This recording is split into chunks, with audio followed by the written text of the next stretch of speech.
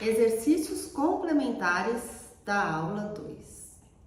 Então, nesses exercícios, a gente vai ver estratégias para identificar, desenvolver e aplicar as forças de caráter. Então, as intervenções focadas em forças de caráter envolvem um processo sistemático de identificação, priorização e aprimoramento das forças de caráter. Identificação, você vai realizar um teste via Survey, que eu falei na aula, eu vou deixar o link na descrição desse vídeo, aí você vai acessar e fazer para você descobrir quais são suas forças de assinatura e as 24 forças de caráter, como elas estão aí distribuídas em você. Você pode fazer uma autorreflexão, olhar as forças, refletir sobre elas, entender quais você tem mais afinidade, quais você usa mais no dia a dia, enfim, que pertence a você.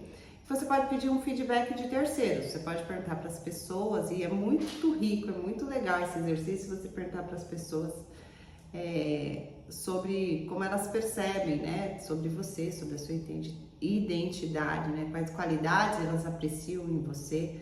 É bem legal a perspectiva delas também. Então, esse é o primeiro passo, identificar suas forças de caráter. Segundo, desenvolvimento e aplicação.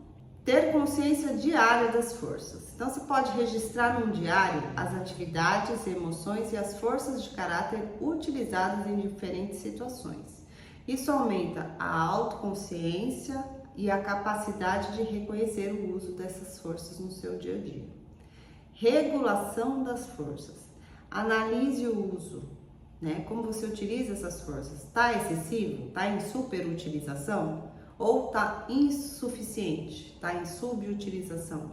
Então, você fez lá seu teste, por exemplo, uma das forças de assinatura, né? Uma das 7, entre as 7, suas primeiras 7, uma força de assinatura sua é a criatividade.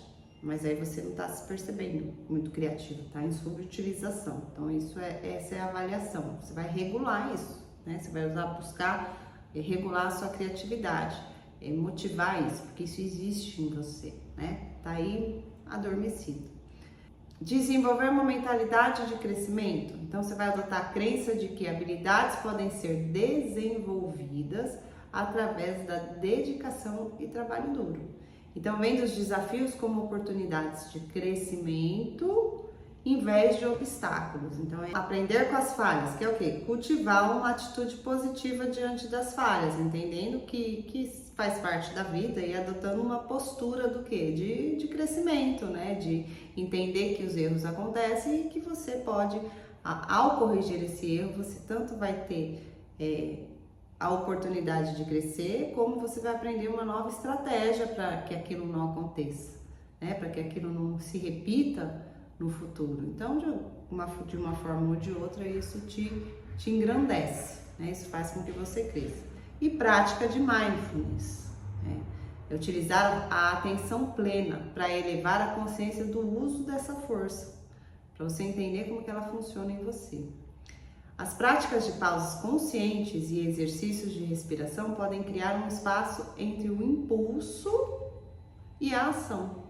E aí permite que você consiga, ao invés de reagir, você consiga refletir e tomar uma ação mais deliberada, tá? E alinhada com aquela força que você sabe que é inerente a você. Essas estratégias vão te capacitar a não apenas identificar suas forças, mas a integrá-las ativamente na sua vida diária, promovendo um desenvolvimento emocional contínuo e um bem-estar duradouro. Por quê? Porque essas forças de caráter, elas são principalmente, né, até as 10 primeiras, né? Elas são muito presentes, elas estão em nós, elas estão no nosso dia a dia, né? Quando a gente faz essa avaliação, será que eu estou usando demais? Será que eu estou usando muito? Será que eu estou sendo muito boazinha em situações, né? Um exemplo de superutilização. A bondade é uma força de assinatura minha, mas será que eu estou utilizando ela de uma forma demasiada? Em momentos que eu deveria me posicionar, em situações que eu deveria dar limites, de repente eu estou lá, né? Como é uma força que está em mim, né? Que é comum, faz parte do meu caráter, faz parte da minha personalidade. Eu posso estar utilizando isso em momentos que eu tenha que ser mais assertiva, que eu tenha que dar limite, que eu tenha que dar, né, me posicionar. Então, esse é um exemplo dessa subutilização, ou como eu dei o exemplo da criatividade, sou criativa, mas não estou criativa no momento. O que eu posso fazer, então, para otimizar essa força que eu sei que já existe em mim? Exercício 2. Estratégias práticas para o desenvolvimento da autorregulação emocional através do uso das forças de caráter. Então, essa é mais uma técnica, mais uma estratégia para a gente regular as nossas emoções, agora utilizando as forças de caráter. Então, a própria autorregulação é uma força de caráter e pode ser desenvolvida e aprimorada através de práticas conscientes que promovem controle e intencionalidade. Então, é ter tanto o controle, a consciência, a regulação emocional é o quê? Ter consciência e o controle delas, a intenção de modificar aquela emoção. Lembrando que a regulação emocional a gente pode fazer o quê? A gente pode aumentar, diminuir ou manter uma emoção. Então, as estratégias a seguir são exemplos práticos que podem ser incorporados no dia a dia para fortalecer essa capacidade. Então, o que você pode fazer para essa regulação emocional? Definir micrometas. Então, quebrar tarefas maiores em tarefas menores e que são melhores de ser gerenciáveis. Isso ajuda a reduzir o estresse e aumenta, ele constrói impulso para a gente seguir adiante, porque a gente vai tendo micro realizações. Conforme a gente divide essa tarefa maior em micrometas e vai realizando essas micrometas, isso vai impulsionando a gente para seguir adiante. Usar amortecedores de tempo.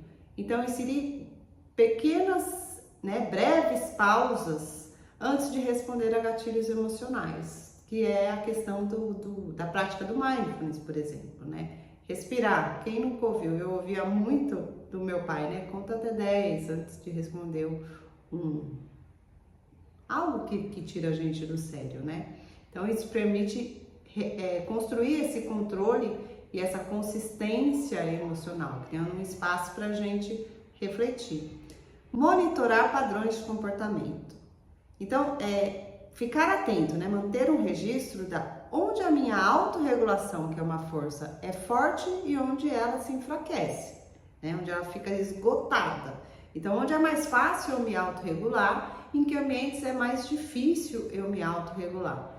Lembra do exemplo do chefe, da reunião do chefe, aquele chefe desagradável que eu trouxe no exemplo de regulação emocional? Então, este é um ambiente onde a minha autorregulação, se eu for numa reunião com um chefe que é extremamente desagradável, eu sei que lá é um ambiente onde a minha autorregulação é difícil, Ela fica fraca, fica difícil de eu me autorregular.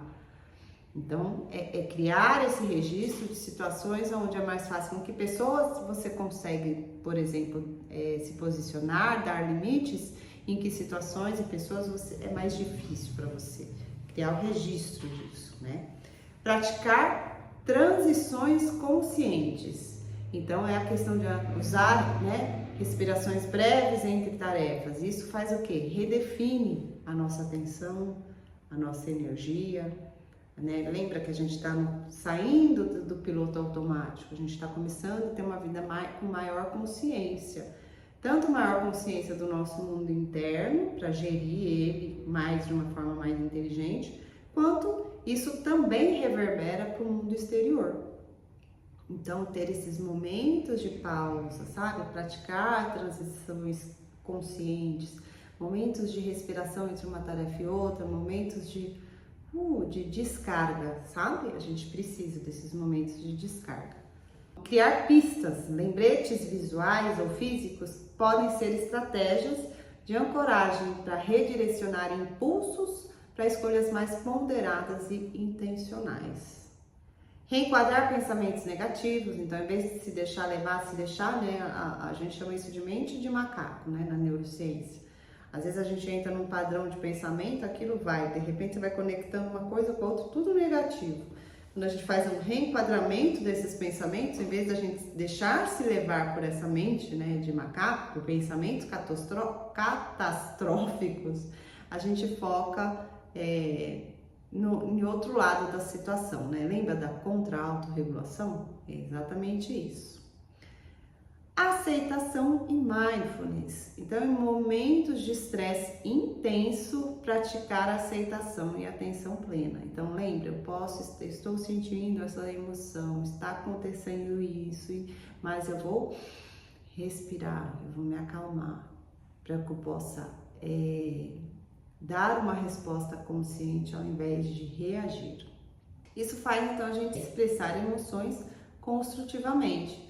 Então, utilizar uma comunicação calma e assertiva para expressar sentimentos de forma apropriada, ao invés de reprimir ou de simplesmente explodir, né? Colocar para fora com as emoções alteradas. E resolução de problemas, em vez de ruminar sobre sentimentos negativos, identificar quais são os passos acionáveis. Lembra do que eu falei da coragem? Eu preciso ter coragem. Então, ao invés de eu ficar lá, putz, eu preciso resolver isso, não sei como, começar a pensar, eu vou ter essa atitude de, sim, preciso enfrentar isso. Como é que eu começo? Que passo eu posso dar? Como eu posso fazer isso? Isso ajuda também na resolução de problemas. Você vai ver que isso linka com lá a primeira, que é micrometas, né? Se eu não consigo dar um passo nesse momento, eu dou meio passo. E aí, conforme eu vou realizando, eu vou aumentando isso vai se expandindo.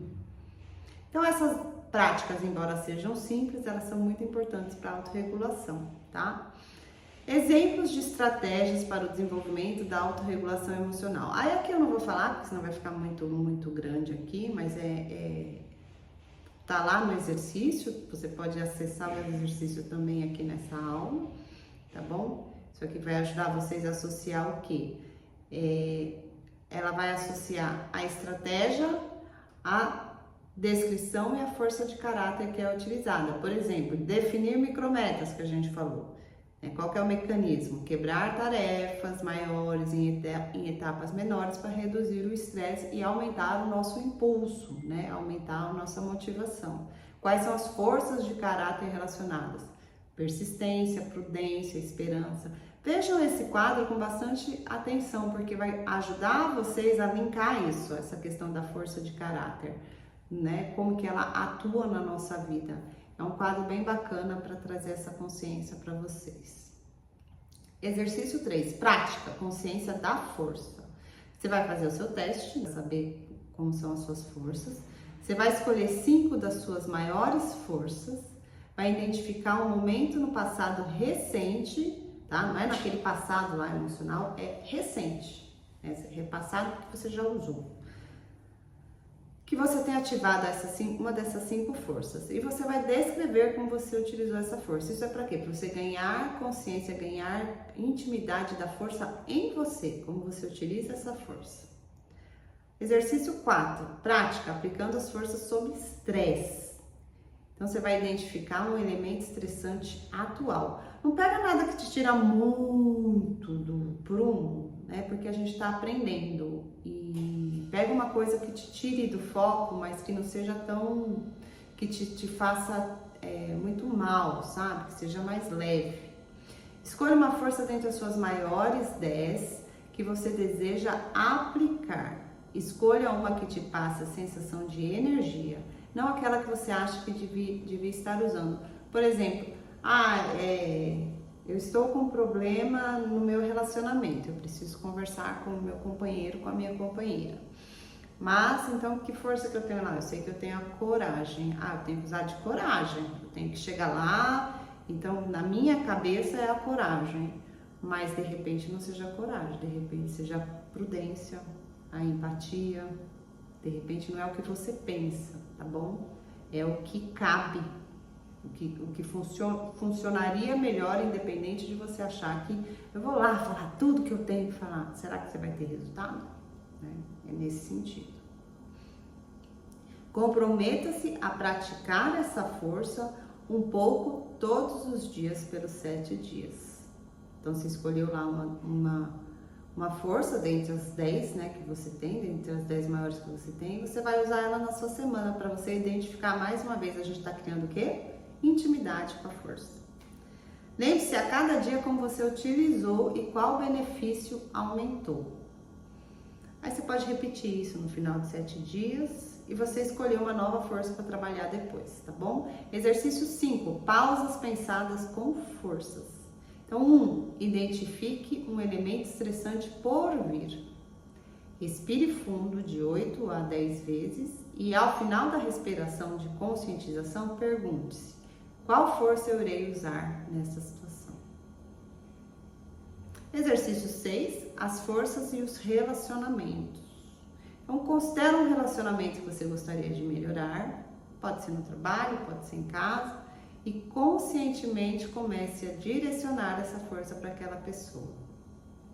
Nota o impacto que isso vai ter na pessoa e no relacionamento. Por exemplo, a força da empatia. Então, eu estou com dificuldade com um colega no trabalho, eu estou com dificuldade com o filho, eu estou com dificuldade no meu relacionamento. Então, eu vou utilizar a força por exemplo, da empatia, sabe? Vou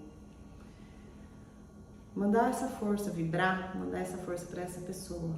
E depois eu vou perceber como que é a relação, né? Sabe? É só pensar e, sabe? Que essa pessoa seja mais empática, intencionar isso. Que essa pessoa seja mais bondosa. E aí você depois avalia, né? Como que a pessoa vai se comportar com você no relacionamento.